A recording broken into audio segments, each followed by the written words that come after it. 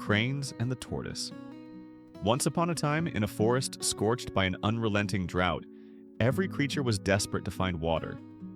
Among them was a talkative tortoise named Tommy, who was particularly skilled at two things: worrying and talking. Tommy sat in the middle of his dried-up pond, muttering to himself. "This is it, the end of my days. No water, no life. Goodbye, world. My shell is cracking like an overcooked pancake. Who needs a funeral? Just bury me here in the mud." Just then, two elegant cranes, Carla and Clyde, landed nearby, taking a break from their journey. "Wow," Carla said, tilting her head at Tommy. "Drama much? You're really going all out." Tommy looked up, glaring. "Easy for you to joke. You have wings. You can just flap away from your problems. Meanwhile, I'm stuck here in the middle of a tortoise apocalypse." Clyde stepped forward, trying to be polite. "What's the matter, buddy?" Tommy threw up his stubby legs. "What's the matter? Look around. My pond is gone and I can't walk miles to find water. I'll be as dry as a turtle cracker by tomorrow." Carla raised an eyebrow. "Well, there's a big lake just over the hills. We're heading there." Tommy's eyes widened. "The big lake? Take me with you." "Take you?"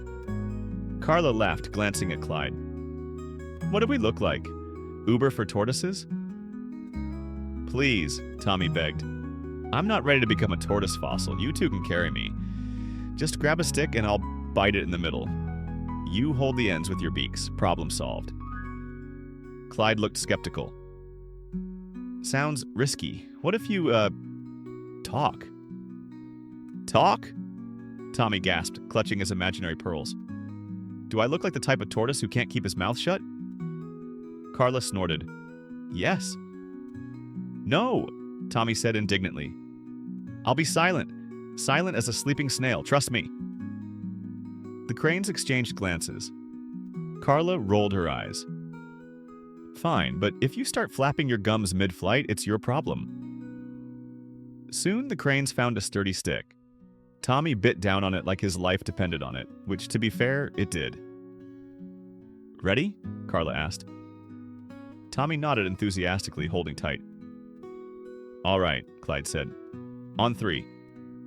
1, 2, 3. With a mighty flap of their wings, the cranes lifted off, and soon they were soaring high above the forest. Tommy was mesmerized by the view.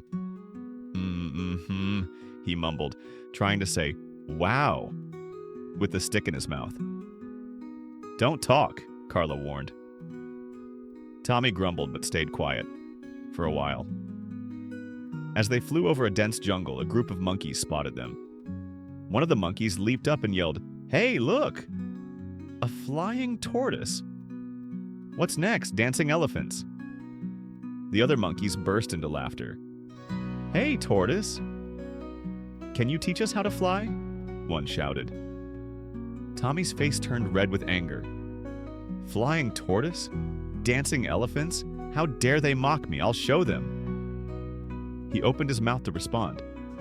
"For your information, I'm not just any tortoise. And just like that, he let go of the stick. "Ah!" Tommy screamed as he plummeted through the air, spinning like a rock. The cranes watched in horror.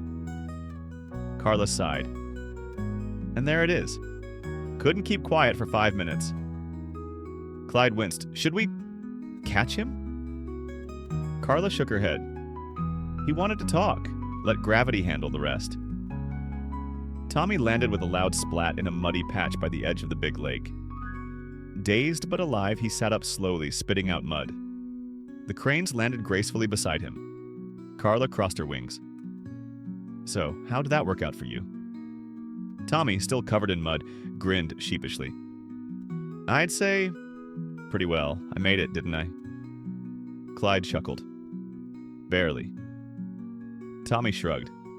"Hey, who needs a graceful landing when you've got style?" Carla rolled her eyes. "You've got something, all right?" Tommy looked at the shimmering lake and smiled. "You know, this lake is beautiful, but next time I'll probably walk." Carla laughed. "Next time? Oh no. We're officially out of the tortoise transport business. As they flew off, Tommy shook off the mud and waddled to the water, muttering to himself. Flying was fun, but maybe I'll work on the landing before my next adventure. Moral of the story. Sometimes it's better to let silence and your actions do the talking, especially when you're dangling from a stick.